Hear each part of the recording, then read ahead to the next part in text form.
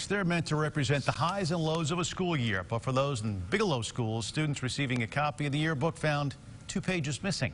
As KARK staff discovered, they had been torn out by members of the school district. She's joining us now in the studio with more on how folks are reacting to this.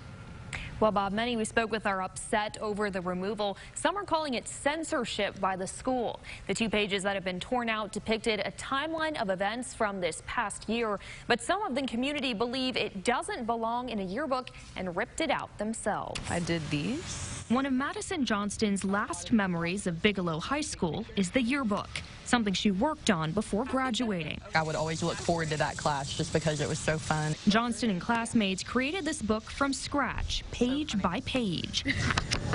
But when students picked up their yearbooks, something was missing. You could just see a little line of where somebody had physically torn out the pages. A timeline of the year students had created themselves, depicting events such as the 2020 election, the Black Lives Matter movement, Declares a state of emergency, and the start of COVID. The timeline took us the longest out of anything on there. Johnston has one of the only copies that wasn't tampered with. The rest had pages torn out after some families disagreed with the timeline's inclusion. A group of parents had complained about it being biased. Johnston says the events were triple-checked before being published, and its removal is a breach of the students' First Amendment rights. They're censoring something that is facts.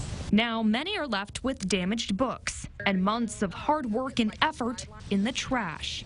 As for Johnston, somebody else shouldn't tear it out just because they think that it should be torn out. She's closing this chapter of her life with memories of Bigelow torn into shreds.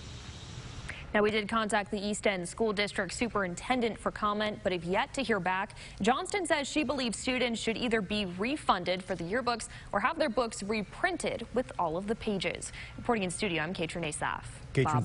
Thanks very much. Still ahead this evening.